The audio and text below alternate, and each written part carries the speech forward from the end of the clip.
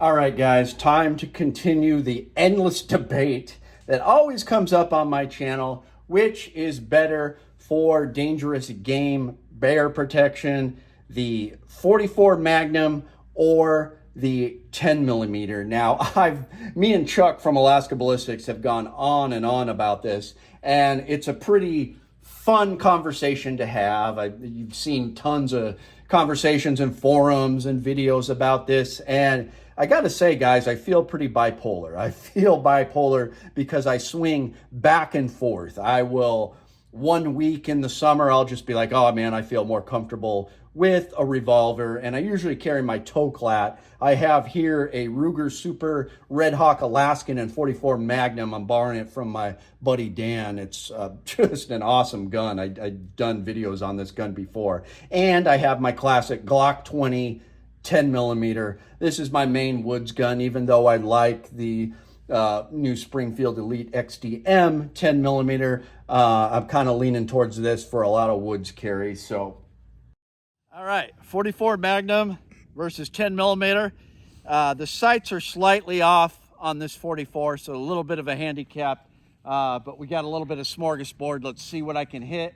6 rounds of this, and then I'll bust out the 10 millimeter.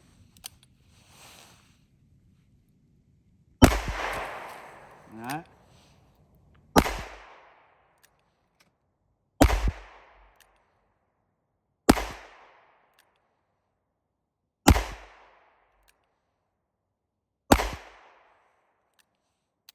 All right. Now let's bust out the 10 millimeter.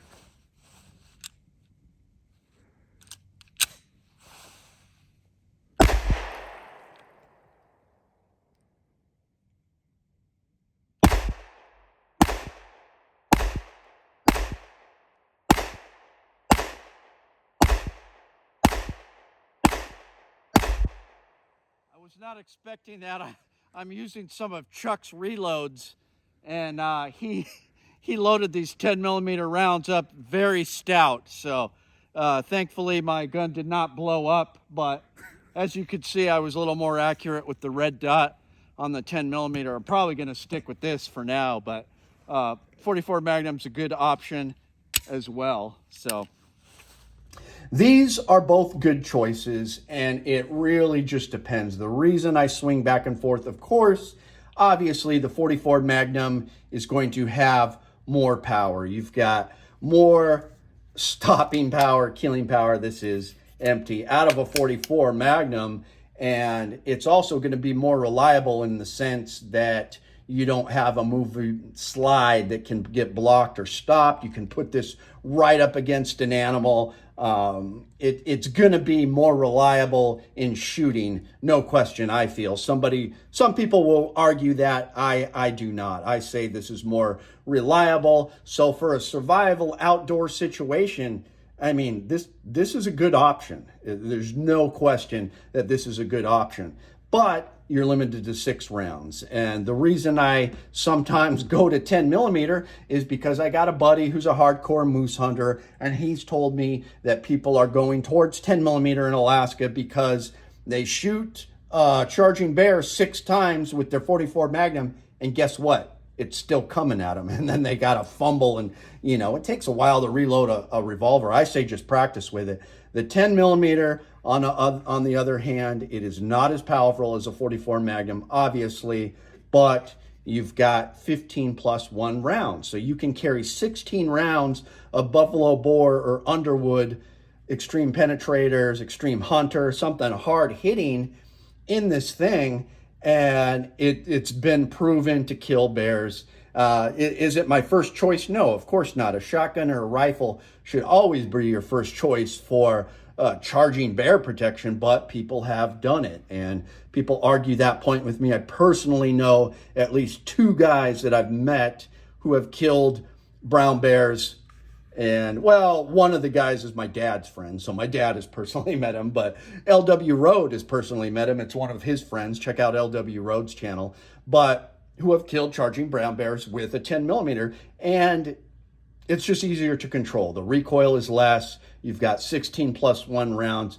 more than not, I am going to go for the 10 millimeter. When I'm close to the car, berry picking, for some reason, I tend to feel better with a revolver. So it just depends. If you're a small person with small hands, you're like a hobbit or elf, 10 millimeter all the way. If you're a very good revolver shooter and you're huge and you've got a grip of iron, I'm going to say probably a revolver, because you're going to get shots off fast and you're going to keep them on target. So, I mean, it just depends on what kind of person you are, what you're looking for. If I'm way out in the wilderness, sometimes I lean more towards 10 millimeter because I can carry several extra mags, and I've just got more in case a bunch of wolves or bears or something come around. But it just depends on what's going on. Sometimes a revolver is better. Sometimes a 10 millimeter is better. The real answer is carry both. Chuck is insane. He carries like 5 guns on him in the woods. And that'll kill your hips and your back and your knees. But I got to admit, it is a good idea. If you're just on a boat trip or you're berry picking, I don't think it's too paranoid or crazy to have one of each on you. I'm just going to say that. And I don't think I've done that before, but I think it would be a good idea. And I may do that. If you're in an area that's really berry, just take one of each.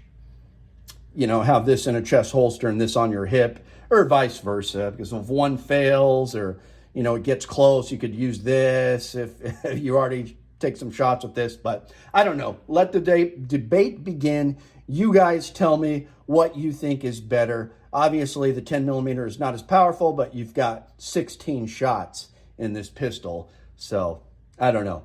It's a tough one, guys. I'm saying use both. Let me know what you guys think. Chime in the comments. It's Chuke, your friend in the field. My name is Chuke. I like to trade my guns just for fun, but now I have none. Oh, no, get shot by a bear, but I don't care. I got a 10 millimeter. Chuke's Outdoor Adventures. Watch you almost die every time.